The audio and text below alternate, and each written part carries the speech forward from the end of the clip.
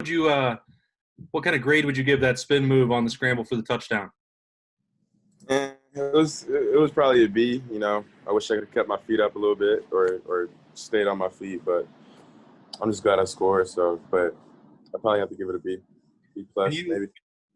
Sorry, Candace, if I could follow up on that. When you decide to scramble, what's sort of the decision-making process as you go through it? How do you know when the time is right?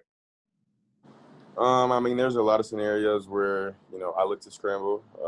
One, maybe being if I see open green grass and it's third down, and we need the first down. That's one scenario where I might choose to scramble, and another is when nobody's open, and I think I can get some extra yards rather than throwing the ball away. I might as well make it like 2nd and 6, 2nd and 5 rather than 2nd and 10. So I think it's different for a lot of situations in the game. Thanks, man. Yeah. Next up, Bill Rabinowitz. Hi, Justin. I know you had committed to Penn State back in high school, and I'm sure the idea of playing in front of that crowd was one of the reasons that it was so enticing. What are your thoughts on going to Penn State for the first time and not having the whiteout, not even having any fans? Does that diminish in the experience, or are you kind of like glad that you're not going to have to endure that? No, not really. I wasn't really going there for the experience. My plan on is going there to win, to beat Penn State. So whether that's with fans or without fans, we have a job, and I think our number one goal is to go out there and beat Penn State. Next up, Dave Biddle. Thank you. Justin, you had 15 carries. I know, 3 of those include sacks, but, a lot of people think maybe that's too many carries for you. Where do you come down on that? Do you feel like that's too many carries for you, or do you feel like 15 is about right for you? I don't really have a set number on what's right or not. I feel like it varies from, game to game, what situation I'm put in the game. So I think it, differentiates between each game. Thank you. Up next, Stephen Means. Hey, Justin. I think there was a play in the goal line situation where Garrett and Jeremy were kind of stacked on each other, and it looked like Garrett was open in the back of the end zone, and he was trying to wave at you to let you know he was there, but you took off.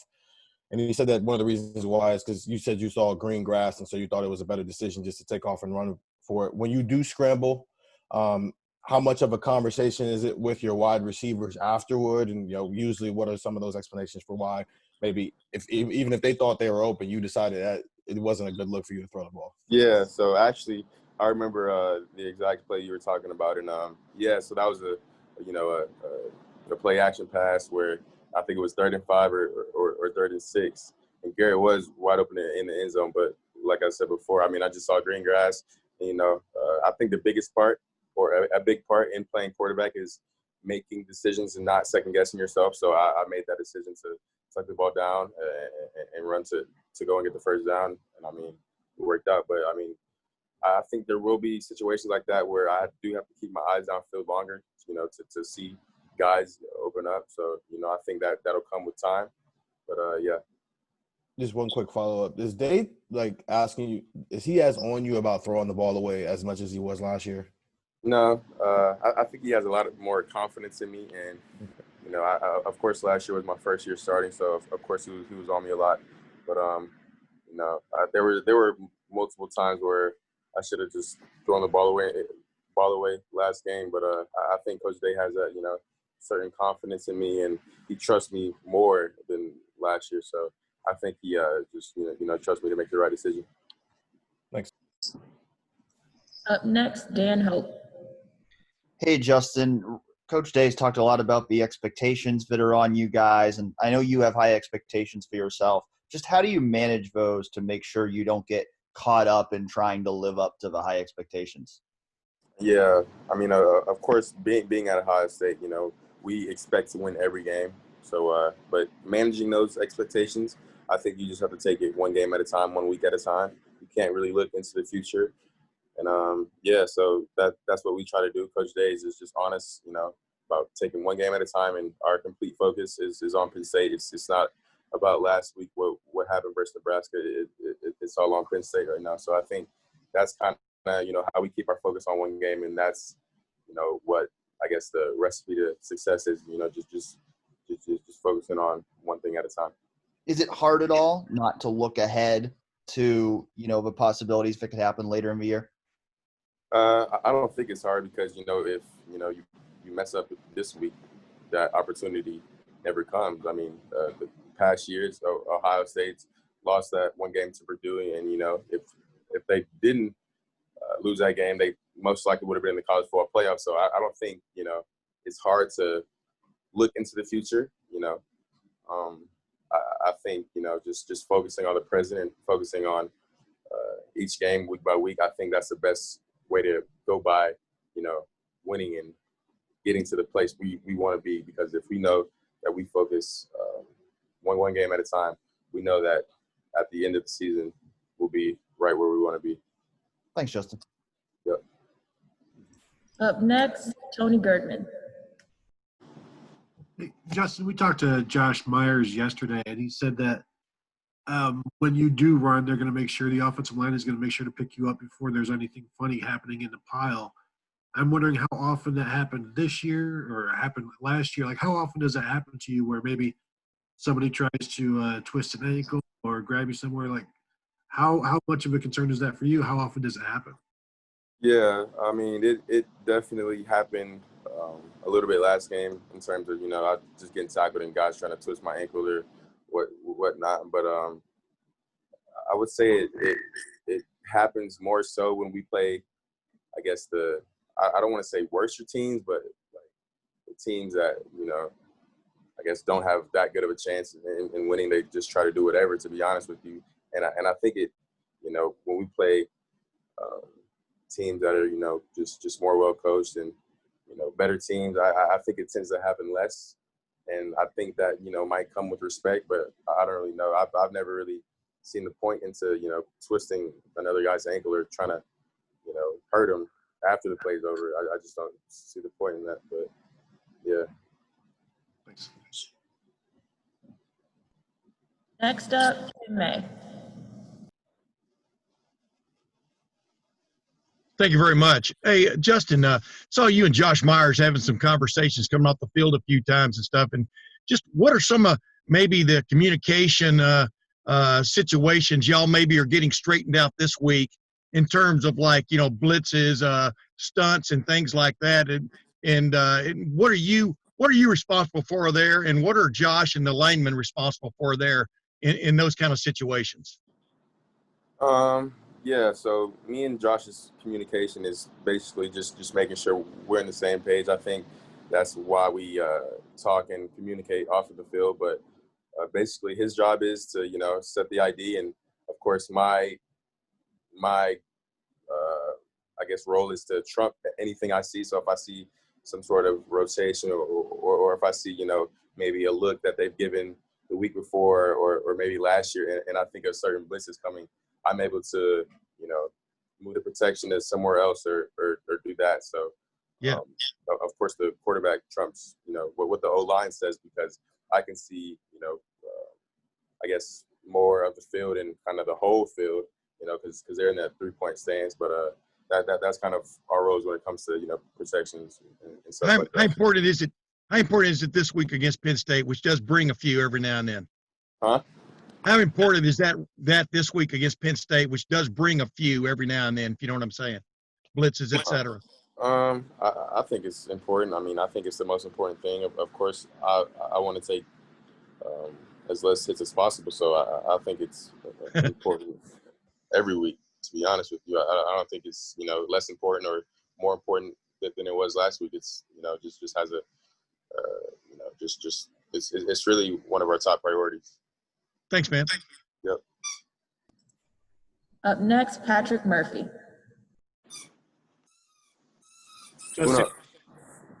Justin, you were after the game about Jackson's catch, and I know you said you didn't see it because you took a hit, but I assume you've seen it by now. Just your reaction to him getting in bounds and what he adds to this offense now that you guys have had a month or so to really work in pads and everything. I mean, it's not really surprising to see, you know, that catch he made. I mean, he does it all the time in practice. So, you know, I think when the whole team saw it, we weren't surprised by, you know, his ability to do that, because I mean he's shown it multiple times in practice. But you know, Jackson's a great receiver with great speed, great hands, and you know he runs great routes. So you know he definitely brings another talented receiver to our already talented receiving core, and I'm just excited to be able to to throw the ball to him. And Garrett said yesterday that we haven't seen Julian at top speed yet, but a guy his size, his speed is surprising. What have you seen from him, and what can he bring as well? I mean, the same thing, just great all-around receiver. He's a big body, of course. He runs great routes. He's definitely fast. He has great hands, so just another great receiver. I think Coach Hart does a great job with developing those guys and, making sure they're ready for the game. Thanks, Justin. Yeah.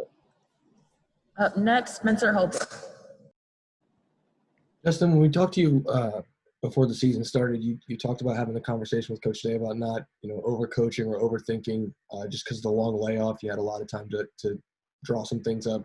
How do you think that went? And did the game – I mean, you obviously started for an entire year, but did the game slow down for you as it went on in that aspect, not overthinking and things like that? Yeah, the game definitely kind of looks slower. Like the defense looks slower moving. And I just think that comes with, studying film and, being with Coach Day so much and kind of getting that, I guess that different perspective on the defense and kind of seeing what he's thinking when he's calling certain plays. So I think, just as much time as I spend with him is good for me, and it definitely helps me out, and it definitely helps me to be a better quarterback. Up next, Joey Kaufman. Hey, Justin, you mentioned earlier about scrambling, that when you see an opening or green grass that you'll take it and scramble, and it kind of goes off what the defense gives you. But do you have when you think of games, or if you were to draw your ideal scenario, is there how much would you want to ideally scramble? How much do you want to throw? Do you ever think about it kind of in those ways? No, I never really think about it like in terms of numbers. Like I said, I'm willing to do whatever, to help the team win, whether that's not scrambling at all, whether that's scrambling every play. It doesn't really matter to me. How did you feel Sunday at running 15 times and taking some sacks, being your first game in 10 months? I mean, of course I was sore. I mean, that was my first time getting hit in 10 months, but I'm recovering more and more each and every day, so I should be fully recovered by Saturday. Up next, Colin Hassel. Hey, Justin, I just wanted to ask, specifically about the quarterback sneak, since you did it twice on Saturday. What sort of goes into a quarterback sneak in your mind, and why was that something that was so successful for you this weekend?